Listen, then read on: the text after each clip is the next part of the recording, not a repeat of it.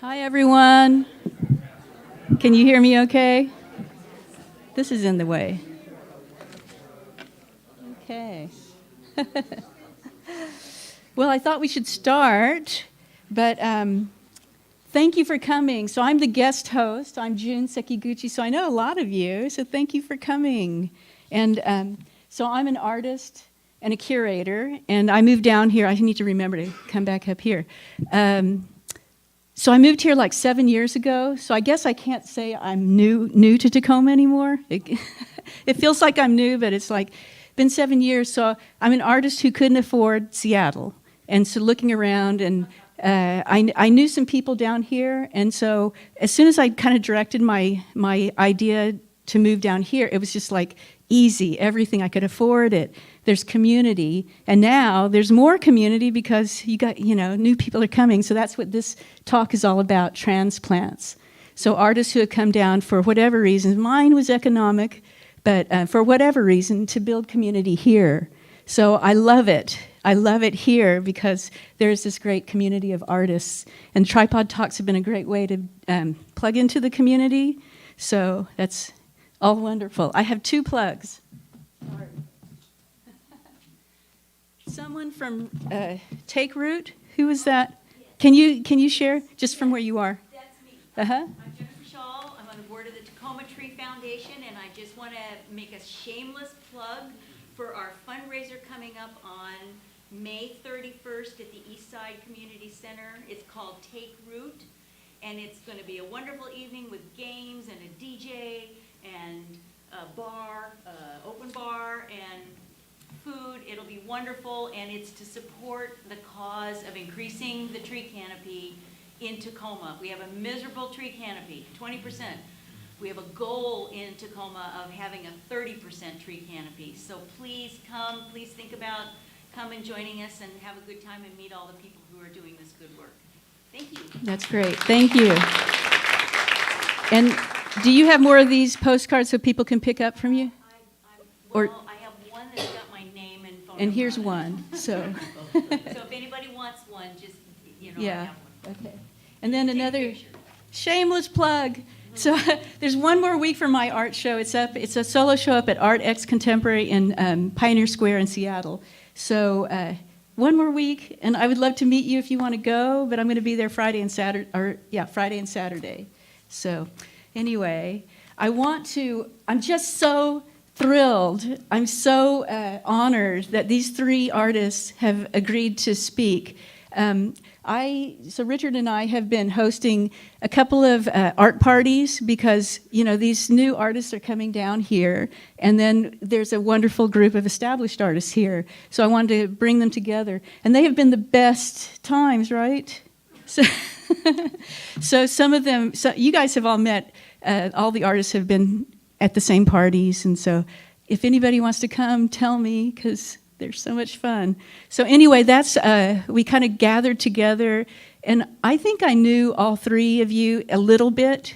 You're up in Seattle, but coming down here, I got to know you more. So thank you so much for agreeing to do this. So these guys, 3 guys, they could speak about their work for like an entire hour or more, and we're giving them 15 minutes. So thank you for shortening your talks down. And if I, you might have to, but I think you guys are ready. So anyway, I wanted to introduce first, we have David Hytone. David is over here. So David received his BFA in Fine Art from the Minneapolis College of Art and Design after studying briefly at the Osaka University of Arts in Osaka, Japan. He exhibited both nationally and internationally in solo and group exhibitions, including shows in Brussels and Ghent, Belgium, New York, Seattle, San Francisco, Minneapolis, Portland, and Des Moines, Iowa, where he was born back in the Paleolithic era. If you are back then I am way, way, way. So a recent visiting artist and lecturer at the J. Miller School of Architecture at the University of Indiana, he has work in numerous private and corporate collections, including Microsoft, Facebook, Capital One, Swedish hospitals, Hilton, and the Permanent Collection of King County, Washington. A 2024 McDowell Fellow and finalist for the 2018 Nettie Award in painting, David's work has been featured in many publications, including Harper's, Lux, Seattle Met, and the final issue of Modern Painters magazine. Is that a coincidence or causation? You can decide. He currently lives and works in Tacoma with his brilliant and heroically patient wife, Bridget, and their poorly behaved pug, Quincy. His next solo exhibition opens at Studio 23 in Belgium this November. David is clearly unafraid of tangents, parenthetical asides, and run-on sentences, but continues to be uncomfortable referring to himself in the third person. So that's why I read that. Anyways, you see, these artists have stellar backgrounds, so join me in welcoming David.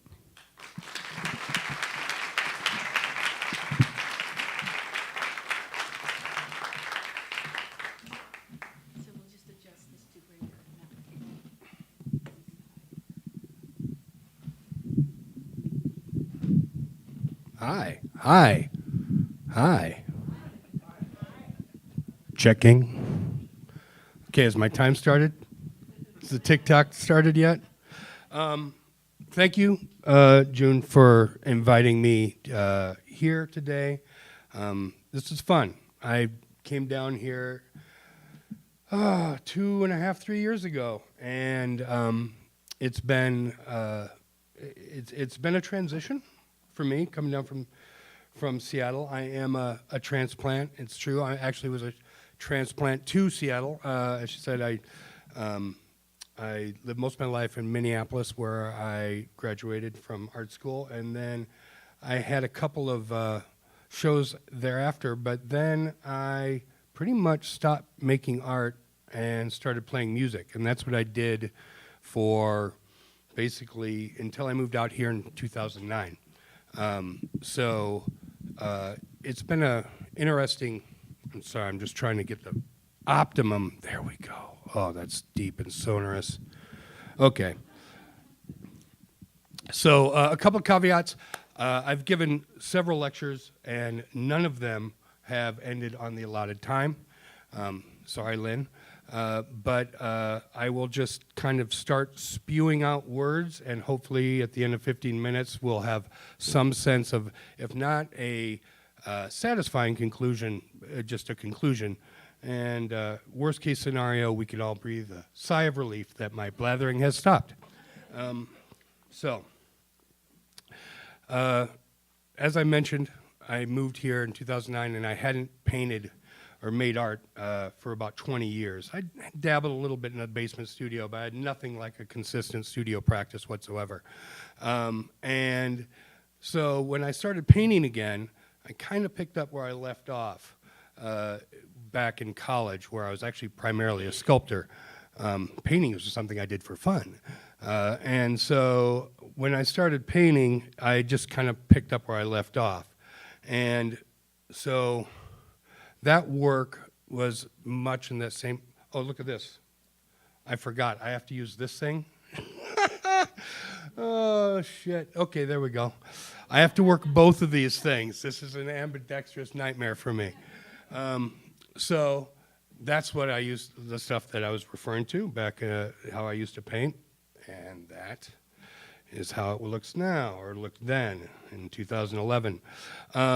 And so I started painting in this manner, which at first it was just fantastic to paint again and to do that studio dance, and it was wonderful. But then after a while, painting in the manner that I did back in 1991 felt about as uncomfortable and confining as if I had tried to pull on a pair of my jeans from 1991. It just didn't fit anymore, didn't fit my life, and so the work evolved. I have to keep checking to make sure I'm hitting both of these. So the fields of kind of frenetic activity that I was working on prior had kind of started to coalesce into kind of abstracted figures. And as the work moved on, eventually my ideas started to outstrip the medium. Working in oil felt like an approximation, essentially like I was describing something that was in my head as opposed to actually making it. I was lucky enough to have, and still do have, last I checked, a good friend in the artist Robert Hardgrave. And I was talking to him about this at the time, and he's the one who said, have you considered using collage in your work? And he wasn't referring to, cutting out pictures in magazines or photographs. He was just merely talking about a way of constructing work from several different pieces of paper. And so I jumped in with both feet. My first piece was this one, which is like 6 feet by 9 feet. And I never looked back. I had found I found a path that really felt natural to walk. The only issue is that I had no idea what the work was about. I looked at my previous work, the stuff when I was working in, fundamental abstraction, as nothing but a result of a bunch of visual equations. I actually bristled at the idea of having any kind of thematic content beyond the record of the act of painting. But these paintings were moving towards depiction, and if the objects depicted didn't actually have names, I needed to figure out what their provenance was. So with the ad hoc kind of cobbled together nature of the figures I was depicting, I started to see them as kind of like totems to the absurdity of the human condition. And although I didn't know the sociological term at the time, dramaturgy, it was basically an idea. I had this idea that our identities were just amalgams of the different identities that we present to ourselves and to the world as we move from one societal construct to another. This idea didn't just come from the imagery, but it also came from the methodology of how the work was being constructed. The very nature of collage was suggesting, veneer and facade. All these new techniques were developed in the studio, new paths of inquiry were introduced, and chief among these was my method of glass plate dry paint transfer. That's a mouthful. Essentially, I would paint on a sheet of glass, allow the paint to dry, and then with a separate piece of paper that was either painted or raw, I would then place that onto it with a coat of basically acrylic medium in between it, allow that to dry, and then I would pull off the image, transferring the paint from the glass onto the paper. And this resulted in imagery that was really compromised. There's a lot of loss of information. It got all kind of screwy.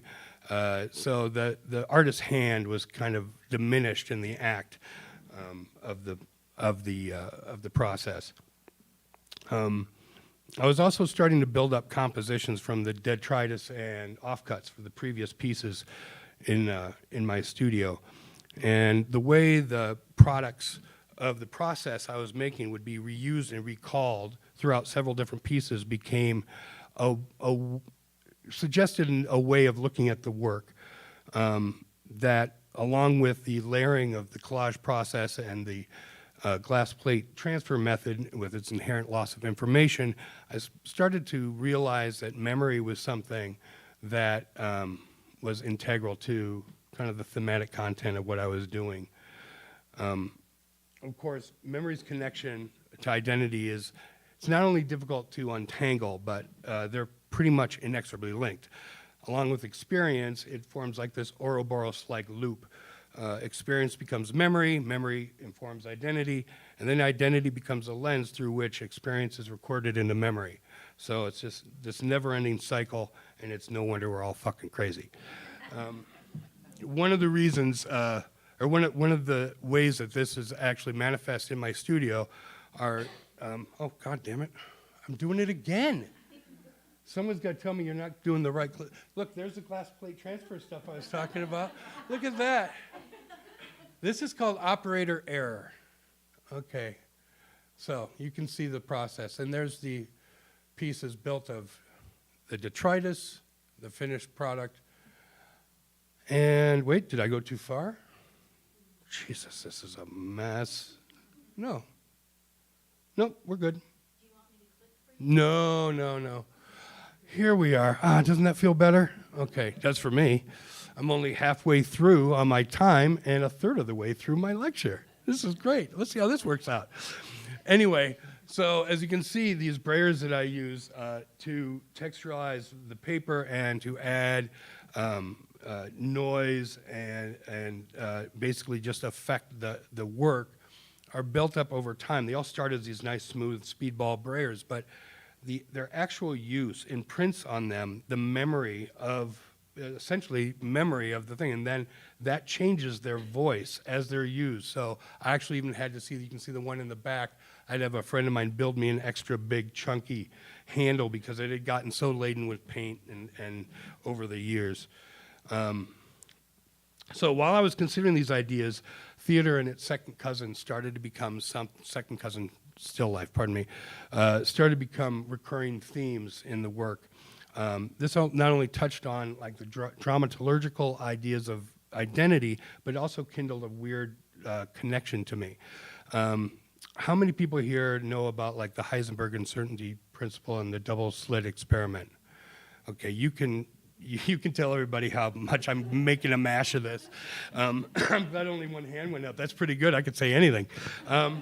So basically, this is going to be a very pared down and probably inaccurate description.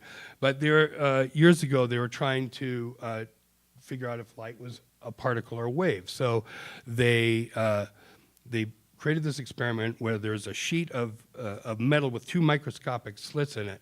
And what they would do is they'd shoot a stream of protons at it. And if the protons on the other side was a photographic, like a photosensitive material, and if on the other side of the barrier with the two slits, if it was a interference pattern, then they'd know it was a wave. If it was two lines, then they'd know it was actually the light was a particle. So they did the test, and they get two lines, or no, they get the interference pattern. See, I'm screwing up already.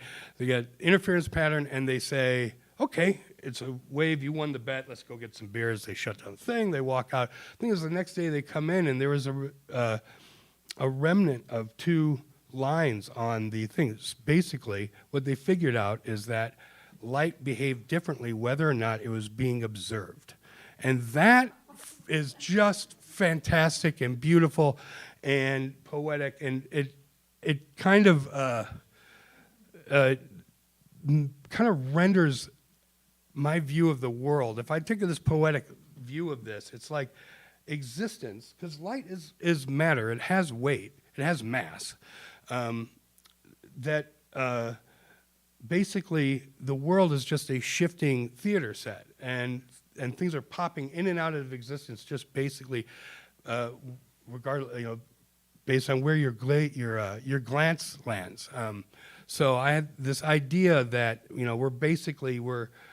are kind of these cobbled together, unsure human identities, cobbled together from all these different identities, and we're walking around on this shaky slate of reality. And it's no wonder that things have gotten pretty screwy in our world. Let's see here. So I'm trying to keep up with everything I have on both things. So basically, I'm not keeping up with myself here. I am clearly not a two-handed person. Now, you'll probably notice that there's not a whole lot of correlation between what I'm saying and what you're seeing up here. And that isn't necessarily a bad thing. I don't really like to think that these ideas are what my work is about. It's what the work makes me think about, or at least what it made me think about at the time. But I didn't really want to be illustrating ideas. I like to say that I like to walk into the studio not with an idea, but in the hopes of discovering one. So, in other words, I didn't walk in and say, oh, let's make a painting about, quantum mechanics today. I was more interested in the poetry of the ideas than the actual nuts and bolts of how they are constructed. Intellectual rigor is not something I get accused of very often. I told myself that the best research that I had I did was with a brush in my hand. Holy shit, I have less than 3 minutes left. But eventually I came to wonder if taking this 10,000-foot view of human experience in the work was keeping my own personal experience equally distant from it. Essentially, I started to open myself up to the idea that my experience, my identity could be something that I could open up in the studio, that I could allow into the work. I'm not somebody who has an emotional connection with the work. I'm more theoretical, and that's just how I'm wired in the way I work. Sometimes I wish I was a little bit more introspective, but I'm not. But that said, I have let more of my history and my own personal experience into the work. And what's more important is I realized that it had always been there. When I was talking earlier about theater, or the theatrical nature, like how theater was basically tied to quantum physics, I completely disregarded the fact that when I was a child in Des Moines, Iowa, I was a theater kid all the way through high school. I designed theater sets for my high school, and for years I was looking at like this idea of theatricality from this distance. It had nothing to do with myself, and I realized, holy shit, I've been in this the entire time. Likewise, pardon me, years ago, in 2018, I was diagnosed with multiple sclerosis. It's the good kind, don't worry. The way that it was manifested in my body is that my hand, eventually, then my arm, and even part of my face, felt like there was like a nest of bees in there. And a lot of the time, the bees were sleepy, and it was just kind of a buzzy thing, and sometimes they were very angry, and it hurt like, but I didn't, it was just something that I dealt with. And I made this painting around that time and didn't think anything of it. And it was literally like 5 years later that I looked and I noticed that upstretched arm looked exactly like how my arm felt at the time. But it was something that I just did without any kind of precognition, which I think is like the purest way of working. And I think now that at 15 minutes, I'm going to stop there, even though I had 20 more slides to show. I will show one more because it's important to know who's really getting the stuff done in the studio. There's my boy Quincy. But I tell you what, do the Q&A right now? Yeah. And then I'll just click through the stuff as we go through questions. There's really not much more I had to say, just more about me, But if you have any questions about the work, please knock yourselves in or out. If you have questions, I'll bring this over to you so we can have it on the YouTube. Yeah. Becky.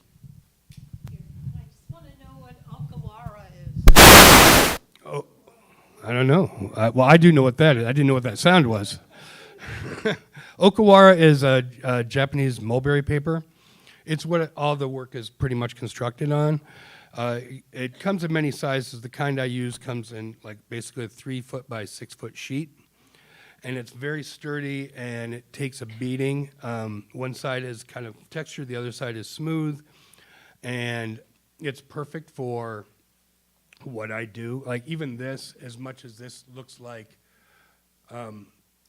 there's hardly any collage involved in it. This is actually like 7 different pieces of paper that are made to put that together. So it's something that it's the substrate and it's what everything is constructed of. It's the most important thing other than paint. Yeah. So what kind? Hello? I think this went off then when that big noise. I can hear. There. Oh, there it is. What are you affixing the paper with on the panel? I just use matte medium. Matte medium. So it's just basically, it's the stuff that paint's made out of without the pigment. They still charge an egregious amount of money for it. you know, even though it's like cost some nickels to make. So I actually, you know, not to get too technical, I actually use a matte varnish as opposed to a matte medium because as you build up matte medium, it becomes milky. So if you have a bunch of layers of it, it starts to get cloudy. And I learned, you know, just through experimentation to switch it to something that allowed me to, because there's a lot of layers. So I love the reference to your theater background because they're all very kind of theatrical stage settings, your compositions. yeah, it's for a while, like I was even, it's funny because even before I made my own connection to it, I was looking at it and it's like they weren't just like theater sets, they were these like janky junior high school theater sets that, you know, there's like just a little bit off and what's the word I'm looking for? Unstudied. So my question is, I'm intrigued by the titles of these pieces, and I'm wondering where they come from. Do you start with this title, or does that evolve, or I don't know. How does that happen? They're great. Well, I never start with a title. I do have a handful of titles that are knocking around, you know, waiting for the right painting. But as somebody, as I said, I used to play music, and for a good portion of that time, I was a songwriter. I wasn't necessarily a good one, but this is where like my titles are kind of like where the old songwriter went to die, essentially. They started out when I was working purely abstractly as just almost like kind of a Zen koan. Like I wanted them to be a little bit perplexing and hard to pin down. And over the years, I've really tried to tie them more to the work on some level. You know, there was one earlier, like this stuff that so many people aren't going to get. Like there was one earlier called Saint Expeditious Throws in the Towel. And Saint Expeditious is the patron saint of productivity. And it was the one with you'd have to see. I'm not going to go back and find it. But yeah, and some of them are just tied to, you know, they just kind of like this just came, like this particular title just like came into my head. And so sometimes you just know when it's right. Yeah, that's where those come from. Yeah. Oh, good? Okay. Yeah, we have. Oh, wait. Sorry if you said already, but where can we see your work? Right now, boy, most of it is of the available work I had at Coursera was shipped to a show that just closed at Indiana University. But there's a big 6-foot by 18-foot one that's living in the lobby of the Embassy Suites at King Street Station. So that's always there until it closes, which it almost did during COVID. And Coursera General has some stuff knocked around in the back. So, yeah. Well, thank you all so much. Oh, wait, one more. Sorry. Hold your applause. Thanks for taking this question. You've built up this marvelous visual vocabulary of shapes and objects, and no one knows where they come from. Maybe you know where they come from, but I'm curious if you, in your studio image, there weren't any objects, or do you collect things? How do you compose them? It's odd. I'm not sure exactly where they came from. I loved back in like the mid '80s when I was in school. I loved Frank Gehry's architecture, the stuff that was going on around, and I didn't really realize that until like when I did the show at Indiana, or the show and the lecture at Indiana University, and I was talking about, I was bringing up, I used Gehry as an example for something completely unrelated, and I was like, holy shit, that looks a lot like the stuff that I make, and I never made the connection until then. You know, the stuff stands pretty solidly on the shoulders of the modern masters that preceded me. The weirdest thing now is that that kind of vocabulary that I had built up over years and years, I'm now starting to kind of do away with. Like a piece like this has nothing to do with any of that. And so that's my big, I wouldn't call it a challenge, but it's the intriguing aspect of what's next for me is trying to figure out how to lay to rest what I'd done before, but try to do the 2 steps forward, 1 step back, keeping everything in perspective thing. So yeah, it'll be a fun challenge. So okay, now now you Clap, can I'll everyone. bask in your applause. Okay.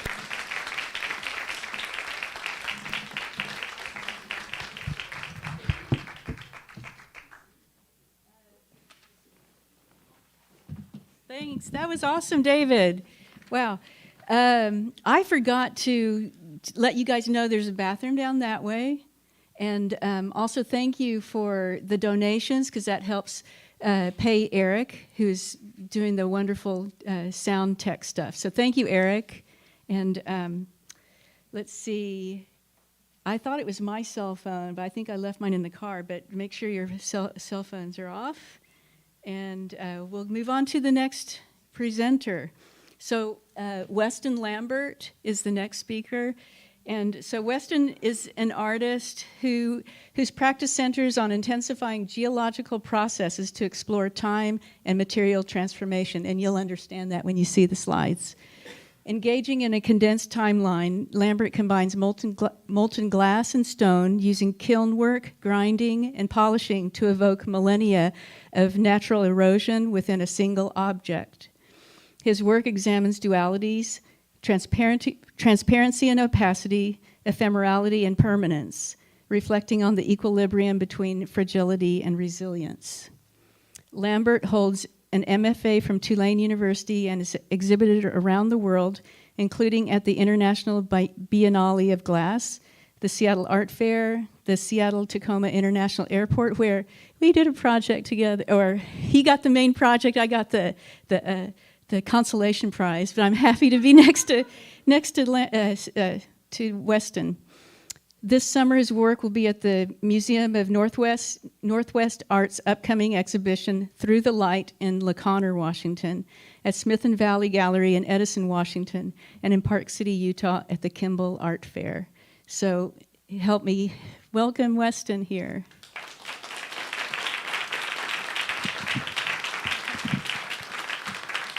Thanks, Weston. And we can adjust this to Perfect. your height. Great. Okay, can everybody hear me all right? Okay. I am old school. I have note cards. They tend to never fail me, so I keep up with them. I'm Weston Lambert. I'm going to walk you through kind of my journey. It's a little bit untraditional with these materials, so I want to walk you through a bit of my history, how I got to using them, and then I'll walk you through some of the context and the story behind the work, and then where I'm headed in the future. So let's make sure I got this right. I'll try this one. Upstairs. Well, the first few slides aren't that relevant anyway to the part that I want to talk about.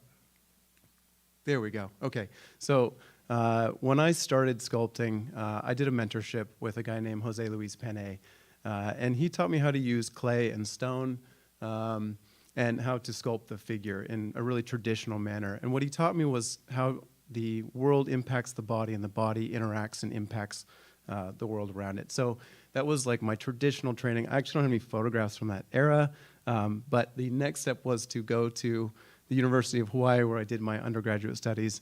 And this is an important phase because it really informs the trajectory of my entire career. I studied with Rick Mills in the glass program there, and I took every single class. I actually went out there for sculpture, but I took the glass class randomly. I fell in love with the material. It's a beautiful, like very difficult material to master. So for example, when I say difficult, if you want to make a cup, it'll take you 2 months of working every single day to make something you could buy in the store for $1. So it's a very difficult material to master. And for me, it was a pleasure to take that challenge on. Another beautiful thing about glass is that it can take on any form. It can transform into anything that you would like it to. It's sort of a chameleon that way. So I fell in love with the material. And of course, I'm taking like art history classes, learning about Michelangelo, Henry Moore, and then Brancusi, who I really fell in love with. And you'll see these influences. I show these slides to kind of show you the influences throughout the rest of my work. And this is a bird in space.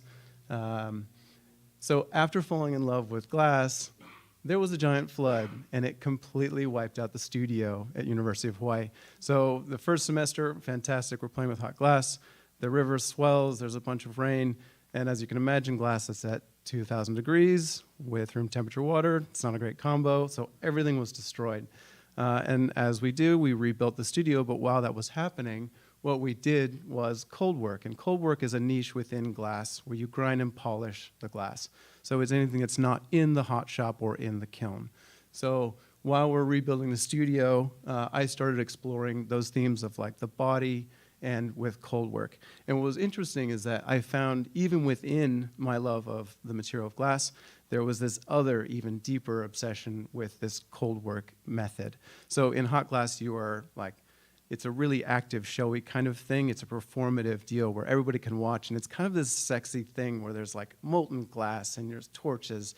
Cold work is like the most boring thing that you could watch ever. It's me standing like this for days.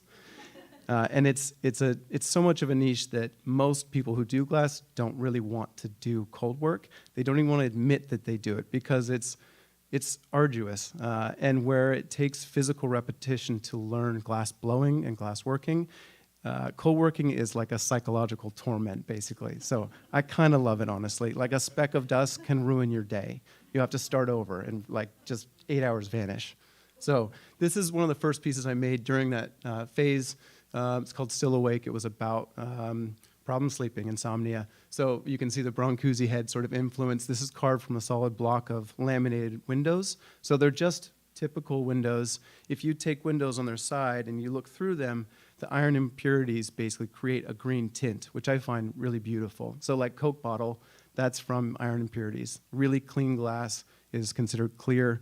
I kind of like this stuff. So I carved that face out of a block of solid glass. And then this is also one of the early pieces.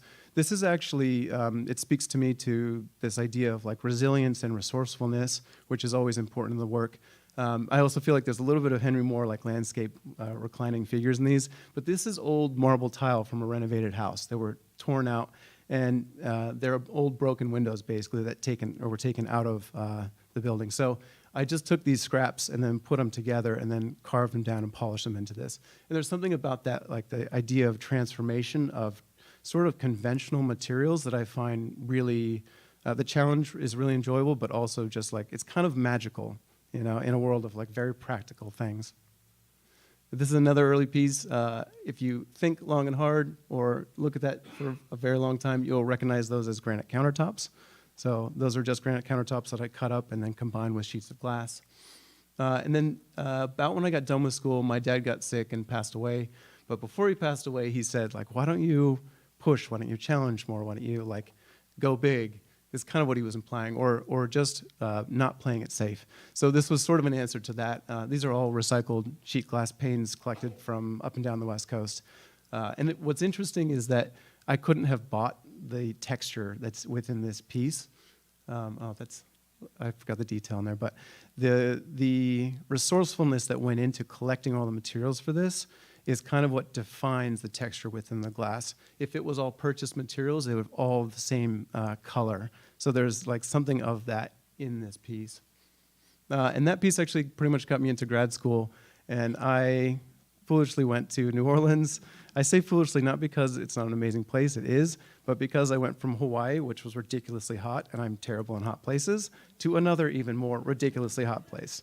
And I also decided to continue doing hot glass in a very hot place with a ton of humidity. So anyway, smart decisions. It was amazing. This is Gene Koss, who ran the program.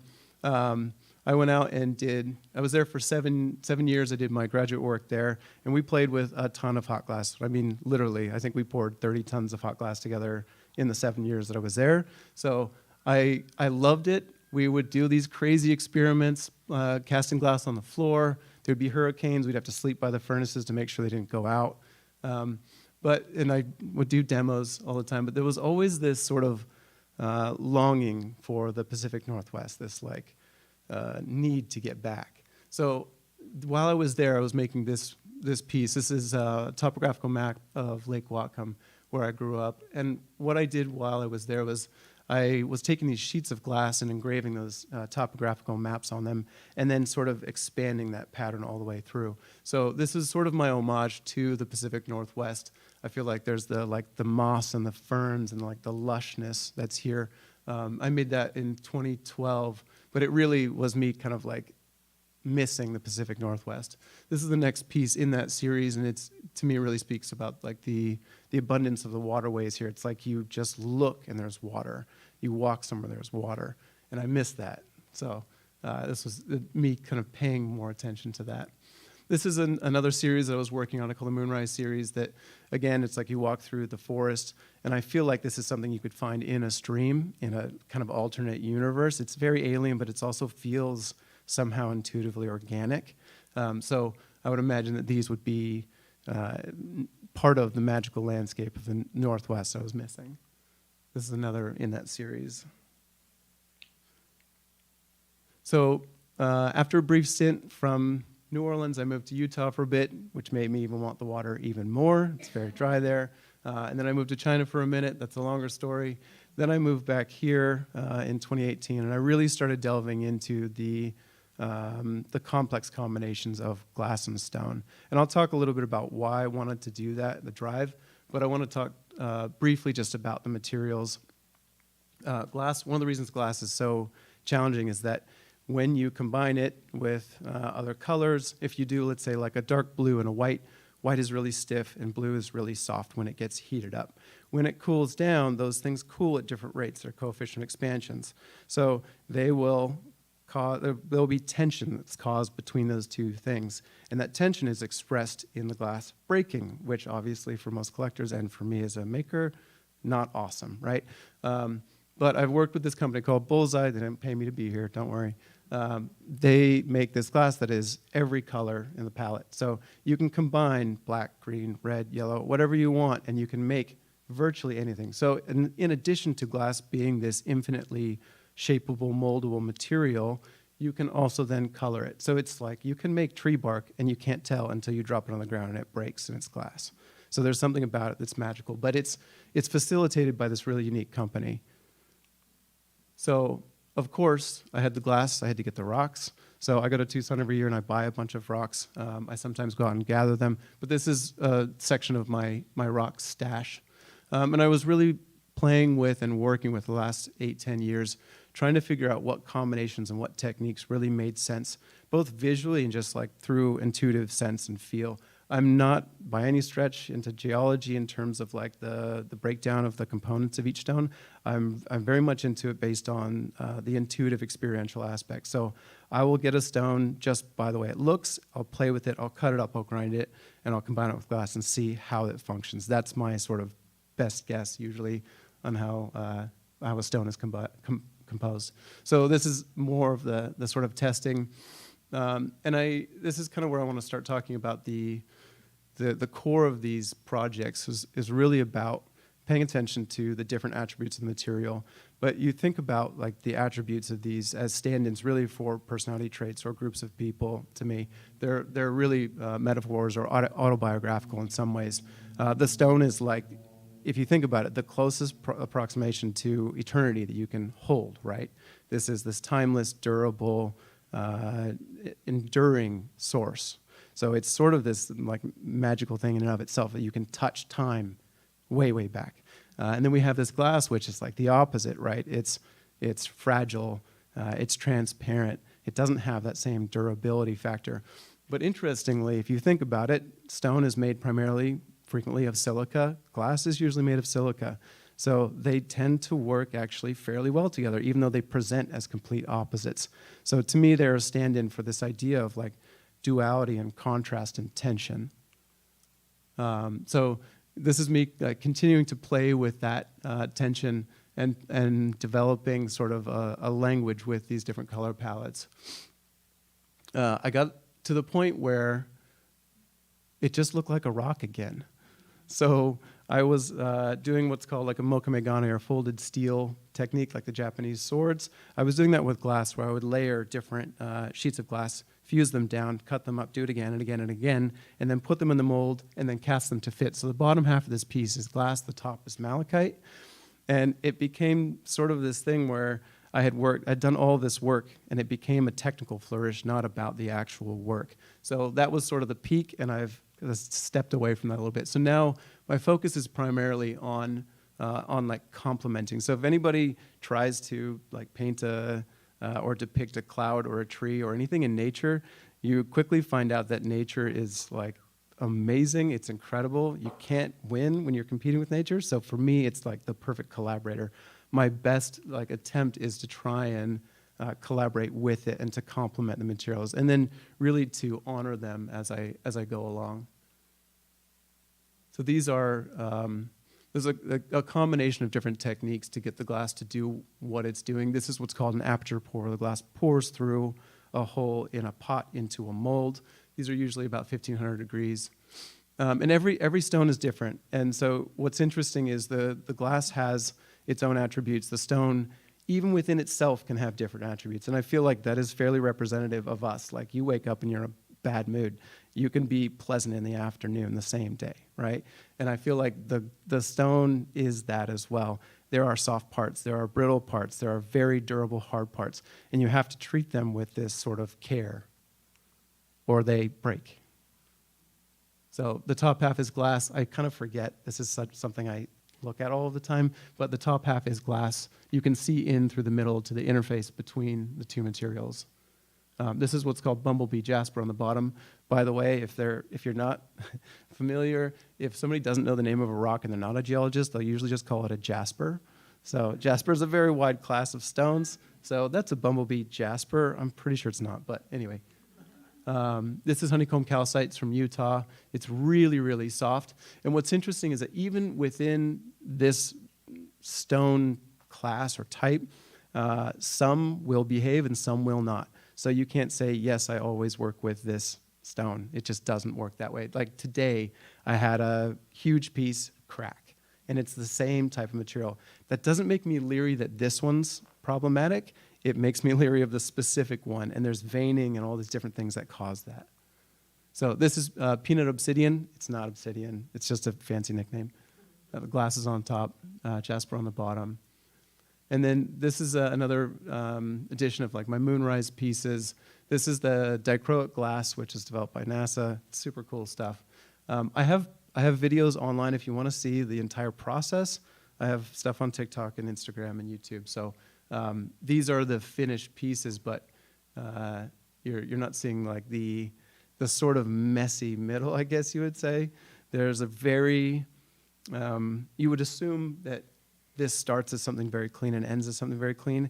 I really love kind of throwing stuff together. That's what all of this is born of, is just slamming it together and seeing what happens and then moving on from there. I find that action is far more productive. So that's a new piece in the Fontainebleau Casino. And then these, the last little sections, these are reminiscent of those Brancusi heads. They're my soliloquy series. They're really about introspection and time alone. Cold work is a very solitary thing, and I enjoy that. I feel overwhelmed frequently, so it gives me a chance to actually spend time with my thoughts and experiences. This is another one of those. And I think one of the reasons I wanted to talk about the early influences, am I doing okay on time? Is that if you saw this image by itself, you might think of a bust or something, but with the context of the figurative work early on, I think it's really clear that this is reminiscent of a bust. And that's something that I didn't touch on the earlier pieces, but there's the way that we depict the body, and then there's the way that the body interacts with the pieces. And that's something like I carry around a little piece with me all the time. And it's something about the tactile quality or interaction with this world that I want to kind of capture and like express to people and have them touch and experience the work in a way that is, like the tangibility is really important. And I found like at museums you can look, but you can't be a child. You can't go touch things and experience them. So for me, it's important to have that tactile nature. And then the last portion I want to touch on is just the public work I've done. These are 2 large pieces in Salt Lake. It's a really interesting venture to do public work because glass is large, it's heavy, it's fragile. So to make something that's bulletproof is a really like fascinating challenge. Again, I love challenges. So these are benches in Chattanooga. And then this is the piece that Gina was referencing at CTAC. This is a project that is based on meditation or brainwaves during meditation or prayer. So what I did was I took a brainwave that of that period of time when you're praying or meditating, and then I basically extrapolated and created this mural. So it's 84 inches by 39, so 4 by 8 essentially. It's about 1,000 pounds. But the goal was to make it feel sort of light and moving at the same time as like reflective. There's a little Easter egg in this that I haven't told anybody, but there's a piece made by Duchamp. I don't know if you Duchamp, but he's one of the like early 20th century artists who is really formative for what we know as art now. Like anything can be art, but then it's like anything can be art, you know? He did a piece where he dropped three pieces of string on the floor, and he traced those lines and then set them in a box. I think they're the Tate Modern now. But it was like capturing this exact moment that could never be recreated. So I made these the same height as his strings, basically. That same line. So a little Easter egg for you.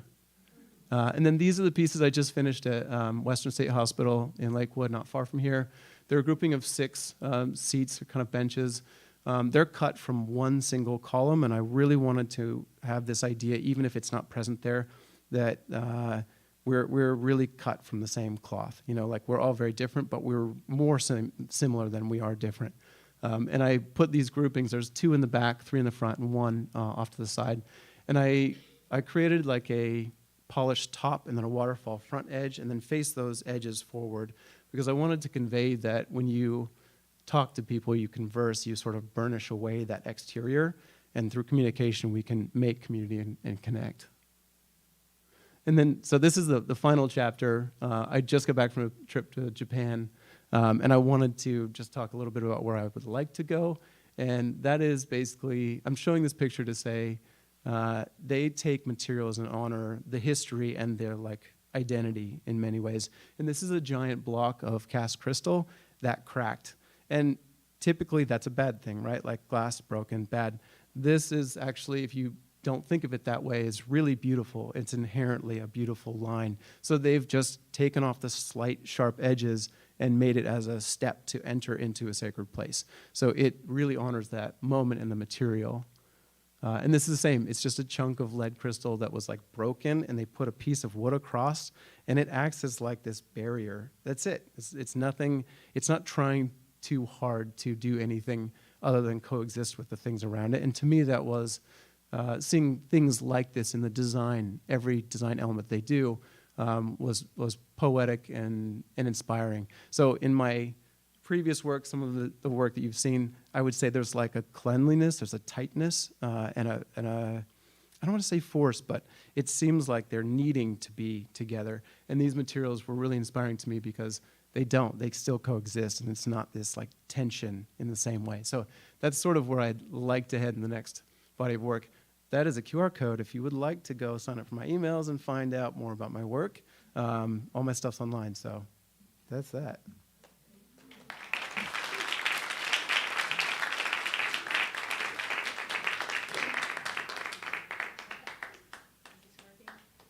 Are we doing Q&A? I just am curious to know, what do you glue sheets of plastic in?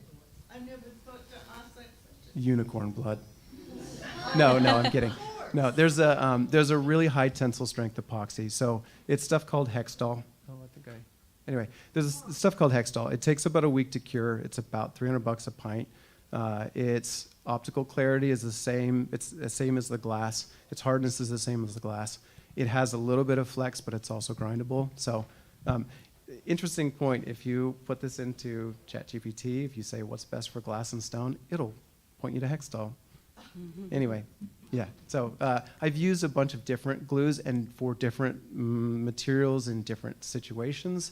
Like outdoors, silicone is the best. So for those pieces that were outdoors, the lamination between the layers is ballistic glass, and it's what they use for like skyscrapers or for bulletproof windows. So that has more give based on the temperature fluctuations of outdoors. And like silicone will give you that. So, Great. I have a fun fact. oh no. So I would encourage everybody to watch his, are you on Instagram Yeah. and TikTok and Yep. all? But he has such a soothing voice, right? And he takes you through the process. It's really compelling to watch.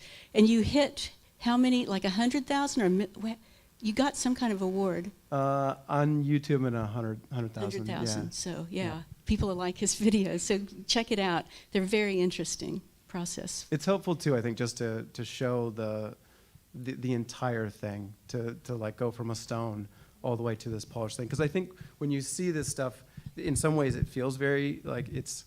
I don't know if you're familiar with the Uncanny Valley. It's like you see a robot and it's like, oh, it's a little creepy because it seems very close to reality. I don't want to creep people out, but I also want them to sort of question and be curious about the thing that is in front of them. I don't want them to sort of take it for granted. I want them to sort of be curious. So I want to push people a little bit into that space of like, what? That looks right, but it's not. So, yeah.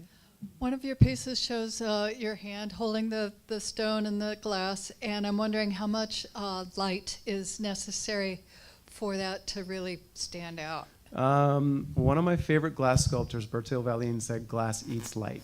So not the more the better, but light is fantastic. Like when I take these photographs, I have a spotlight up above that kind of washes the field, basically. But if you take the work outside, you're going to see it basically the same thing. I will say, what's interesting about depicting work in photographs and in the real world is that you want to show, like if this is sculpture, you're going to see it in one dimension, right? And you want to highlight the thing in the round somehow. So glass you see through, so you have to light it from the back. Stone you see from the front because it's opaque. So it's really challenging to light from the front, the back, and the side, but not to blow out the entire thing so that you can see the features and to really capture what it is the form is, like the true form. So it's really challenging. It can be very challenging, but fun.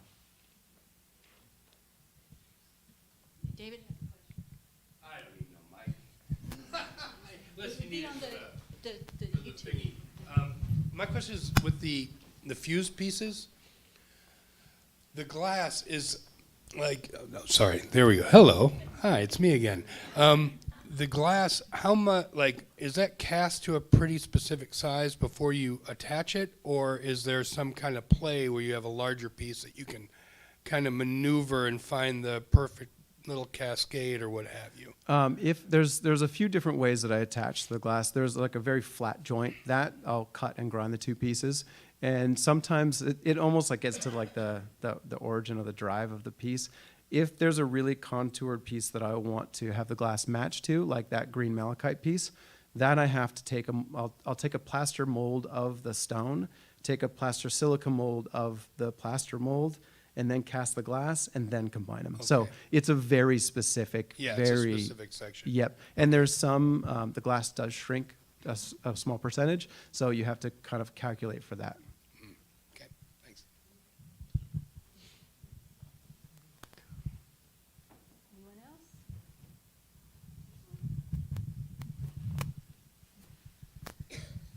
Can you put the QR code back up? Yeah. I also have business cards if anybody. Oh, that might be. There you go. Can you pass that stone around? Like, can we Yeah. feel that? Yeah, Okay. of course. Okay. I'm gonna put. I do have cards if anybody would like to look at more of my work. I'll just You can put them on the piano. They're pink. You can pick them. Can't miss them. Cool. Yeah. I'll be sitting back there, so return that. Yes. Don't leave with the stone and the glass, the art. Well, thank you, everybody.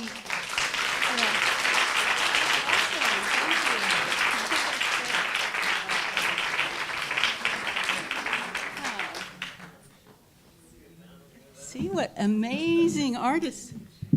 Maybe I'll do this because then. So, do you see right what I'm saying? This is who we have in the community now. It's awesome. So, and they're not the only ones. There are others, but I could limit it to. I could only do 3 speakers.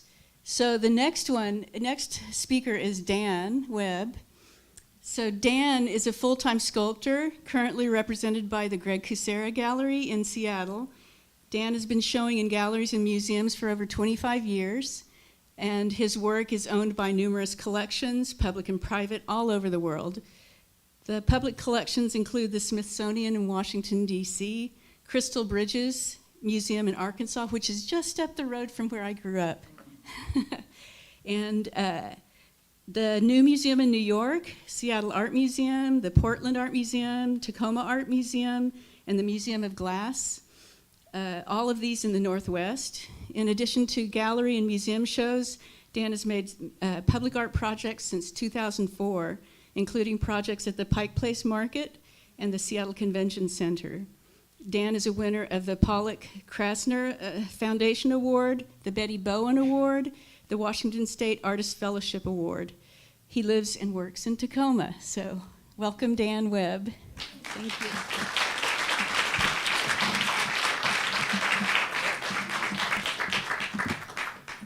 You can adjust this.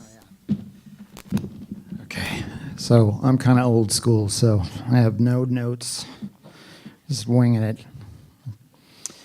Thank you so much for being here. Thanks, June. Thanks, Lynn, for coming up with this idea to have this. Thanks to Weston and to David. It's so good.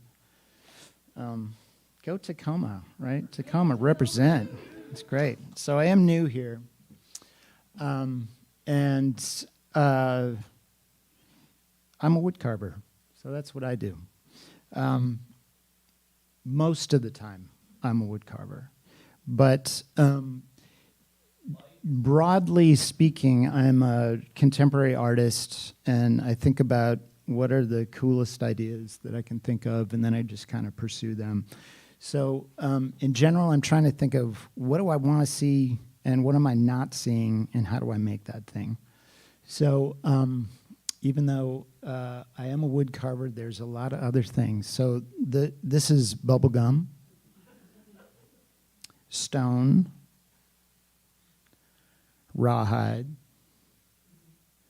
glass, bronze, steel and aluminum. And then I mix a lot of it together. So this is carved madrona and fused glass and steel. But really, you'll notice that most of it has a carved element to it. So I really have to say that carving is the North Star to everything that I do. And because I was just trying to make the thing that I wanted to see that I wasn't seeing, I am more surprised than anybody that happened to be carving. I never planned on being a wood carver. I never took a wood carving class, that's for sure. Carving, when I was in school, what was kind of interesting about it was that it was everywhere. It was in every culture, and it's kind of disappeared unless you're a native carver. Are there any native carvers here? It's alive and well in that community. But wherever there were trees or stones or bones, there was a carving tradition. And that's kind of waned and disappeared. So when I started to carve, I sort of felt like I was merging on this giant freeway and nobody was there except for me. So that was kind of great. The other thing that I noticed when I started to carve was how available the material was.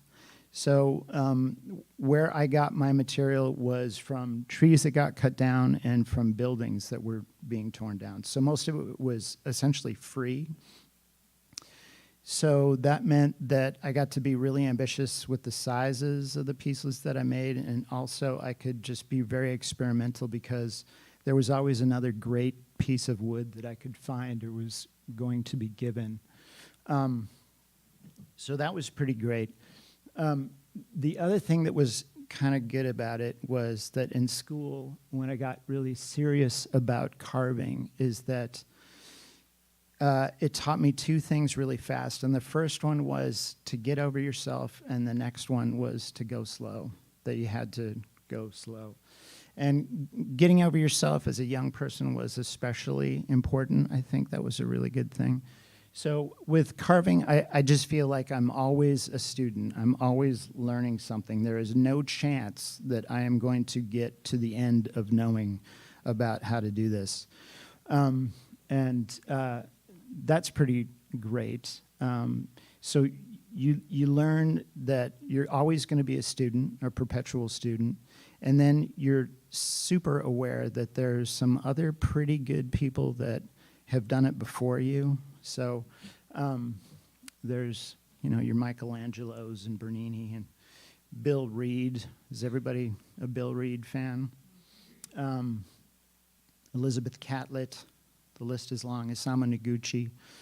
Incredible. And then there's the nameless thousands of people that created essentially all of Egypt and Greece and Rome and most of Cambodia and Japan and Peru and Mexico. So this is just an incredible collection of work. All that stuff that you remember about all those places has a lot to do with carving.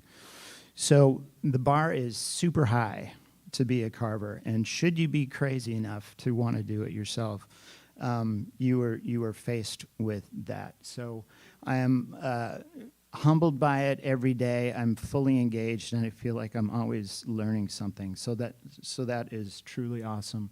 The second part is slowing down, going at the speed of wood rather than the speed of people or the speed of pixels, which is what we're going at now. So when you do slow down, a lot of people are just like, oh my God, that's awful. A lot of people ask me, how long did that take? Or I could never do what you do. You must have so much patience. And I don't know how long it took, because I just want to know how long awesome takes, for one. And for the other, I am just not that patient. But what carving really has taught me is that you just got to enjoy the path, right? Carving taught me that. So that's a good thing to know. Stylistically, I would say that what I do is kind of a combination of vernacular carving, American folk carving, and academic European carving. So whatever that is in the middle is kind of what I do.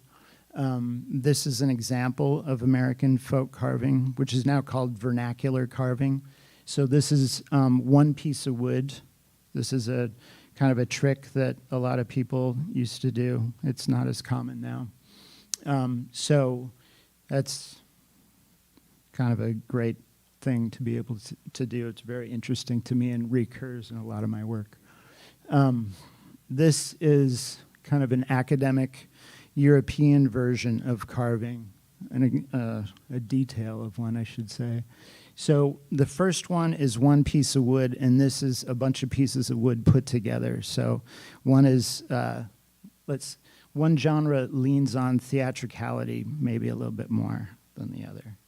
But I am definitely a fan of both, and I put both together in what I do, and I think if you do that well, you're really onto something. So, and the two together, the one is refined and polished, and the other one is unrefined and unpolished. So for me, that means that finished is next to unfinished, and rough is next to polished, and horrible is next to humorous. So this is definitely recurs in my work a lot. This is a piece where I started with a block of wood and I carved an iteration of this face who lives a life and dies, and what I showed was the sawdust from that process and then the photographs around the room. So horrible, humorous, rough, polished.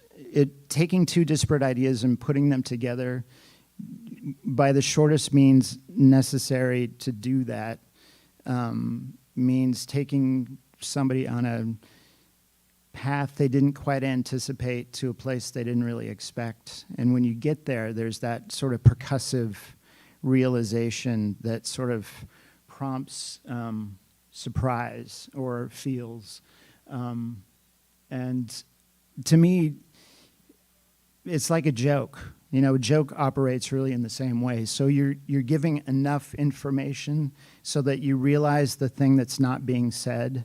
So I think art works in a way that's really similar. And I think that's why my work is kind of funny, even though it's not really about funny things necessarily. So what it is about tends to be like mortality and change and agency and all these big things that sound really crazy if you say them in a room full of people. But if you make stuff out of dead trees, that's what's there, right? So wood has skin, and wood has limbs, and wood has heartwood, and wood has blood. And wood really lives a life in this stately pace that really makes us aware of the brevity of ours. So there's a lot of ways that relating to wood becomes really easy. It's a pretty incredible material.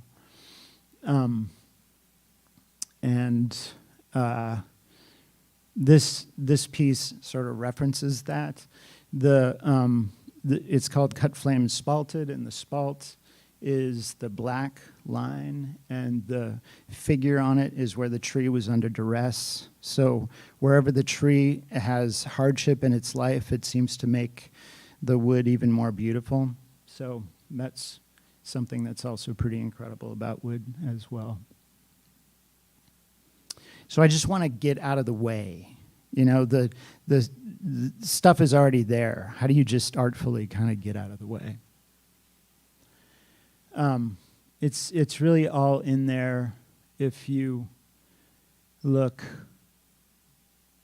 Or maybe it's looking at you. So this piece, I really wanted this figure to be looking out of the cracks at you to sort of flip the relationship that you have to a piece.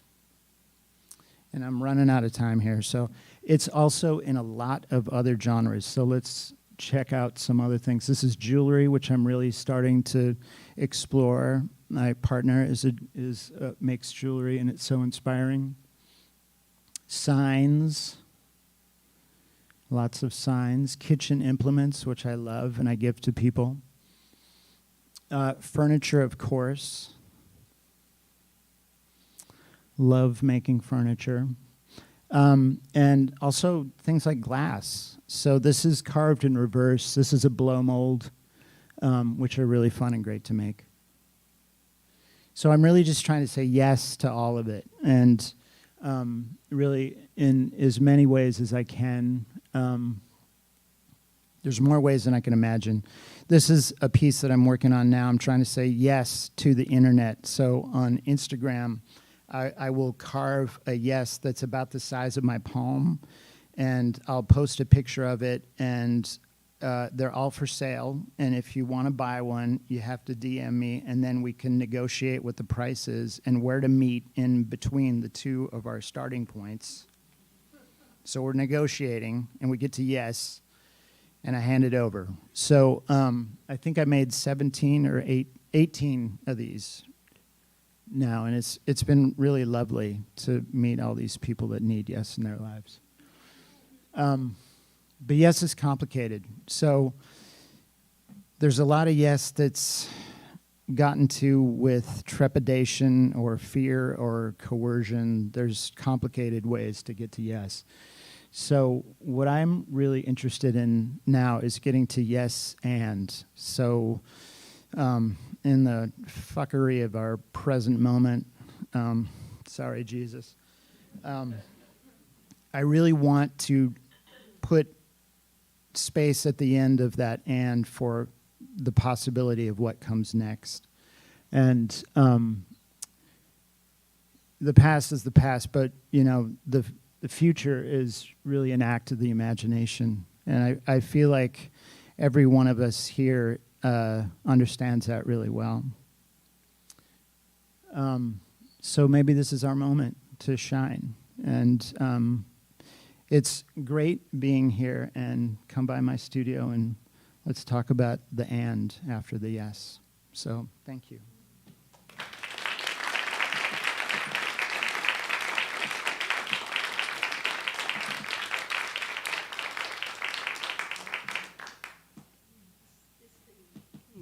Okay. The speed of wood. I love Speed of that. wood. That's something I'll remember. Any questions?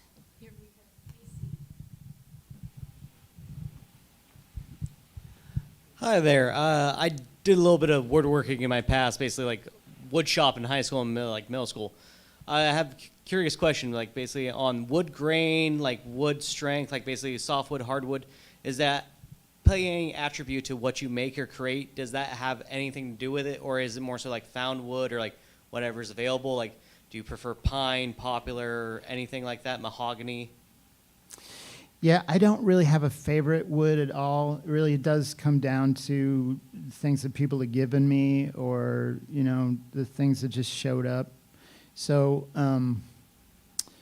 yeah, I have gotten that answer a bunch of times. What's my favorite wood? And it always stumps me a little bit, So it's the one that I'm working on right now. That's my favorite piece of wood. It's like part of your medium, and I understand it. Like, I know how expensive wood is nowadays. Like, it's tough. Also, the other follow-up question is, like, I see you got a lot of delicate, like, intricacies in your work. Are you prone to hand tools, like chisels and, like, kind of like punches and stuff like that? Or are you using, like, Dremels and other power tools like that to help create your work? Right. So I don't know how into the weeds everybody in here wants to get into this. To me, there's carving and there's grinding. And a lot of people are grinders. They're not carvers. And that is a wheel that spins. So there's things that chisels can do that no other tool can do. And the more I do this, the more chisels I have, the more I am good at sharpening them and using them. So the less and less I use power tools. The more I carve stone, the more power tools I use. So it's entirely the opposite. If you carve stone, there's like 5 shapes to a stone chisel. There's just not that many. But if you're a wood carver, you need about 100. So it's just really different. So, yeah. Thank you so much.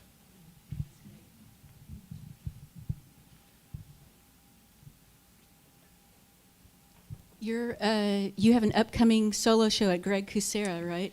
I do. It's in January. January? Yeah. Okay. That's Yeah. something to look forward to. Don't miss it in Seattle. Thank you. Okay, thank you, Dan. Thank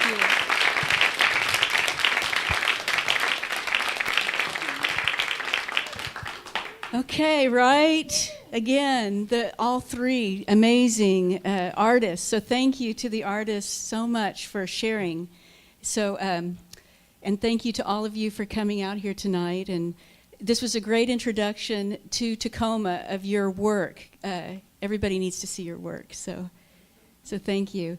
Well, thank you for coming. Have a good evening, and we'll see you next month, I hope.